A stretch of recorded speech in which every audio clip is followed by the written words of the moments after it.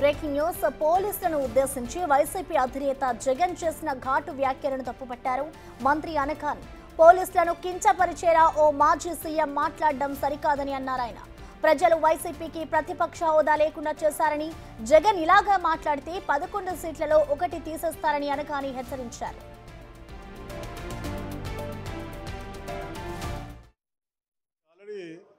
గుర్తుండాలి, 9 నెలల ముందే ఆయన బట్టలు కూడా తీశారు. ఈరోజు పోలీసులని బట్టలు కూడా తీసి కొడతాననేది చాలా బాధాకర విషయం. ఎందుకంటే మనం చూసాం గత 5 సంవత్సరాల రాక్షస పరిపాలనలో, సైకో పరిపాలనలో చిన్న చిన్న సోషల్ మీడియా ఉంటే కూడా వాళ్ళని తీసుకెళ్లి జైలు వేసేటువంటి పరిస్థితి, అమరావతి రైతులకు సంకలు వేసేటువంటి పరిస్థితి, మహిళలకు సంకలు వేసేటువంటి, కాళ్ళకు కూడా బెడ్ వేసేటువంటి పరిస్థితి. అలాంటి పరిస్థితులు ఉండకూడదని చెప్పేసి గౌరవ ముఖ్యమంత్రి గారు ప్రత్యేకంగా ఎలాంటి రాజకీయాలు జరగకూడదని చూస్తూ ఉన్నారు. అలాంటి అప్పుడు కూడా వీళ్ళు ఇంత లూజ్గా ఈ సైకో మాట్లాడుతూ ఉన్నారంటే 11 కాదు కదా, ఇంకా ఆ పక్కన ఒకటి కూడా పోయే రోజులు వస్తూ ఉన్నాయి.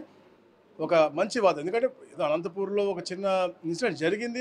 అది పరస్పరంగా వాళ్ళకున్నటువంటి ఇంత 5 కోట్ల పై చిరుకు ప్రజలు ఉన్నప్పుడు ఎక్కడో చిన్న చిన్న ఇన్సిడెంట్ పర్సనల్ వెండట జరుగుతాయి. ఎక్కడ కూడా పొలిటికల్ వెండట లేదు. మా దగ్గర ఏదైతే అన్యాయంగా పేదలను ఇబ్బంది పెట్టారో వాళ్ళ మీద ఎంక్వైరీ చేస్తాను తప్ప ఏది పర్సనల్ వెంటాడదో నాకు నీ మీద కోపం, నీకు నా మీద కోపం నేను చేయట్లేదు. అది అలాంటిది ఎక్కడ లేదు. మీరు రెడ్ బుక్ అన్నా కూడా గతంలో పేదలని, మంచి వాళ్ళని, ఎవరైతే ఆఫీసర్లు కూడా మంచిగా ఉండి మంచి చేయాలని చెప్పి తపంతో పనిచేశారో వాళ్ళని ఇబ్బంది పెట్టిన వాళ్ళ మీదనే ఎంక్వైరీలు వేసి వాళ్ళు మేము తీస్తున్నాం తప్ప ఎక్కడ కూడా మా పర్సనల్ వెండటతో ఎక్కడ చేయటం లేదు.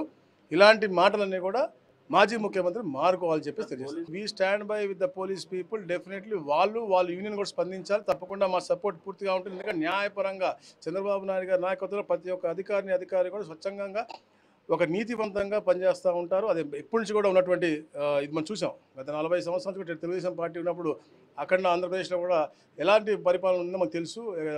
తెలంగాణలో కూడా ఎక్కడ కూడా మత విద్వేషాలు లేకుండా, రౌడిజం లేకుండా చేసినటువంటి పార్టీ ఇది.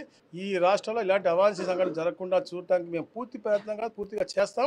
దానికి కూడా ప్రతిపక్ష హోదా లేదు కాబట్టి అతను మాట్లాడాలి అర్హత లేకుండా చేశారు. రేపు ఆ 11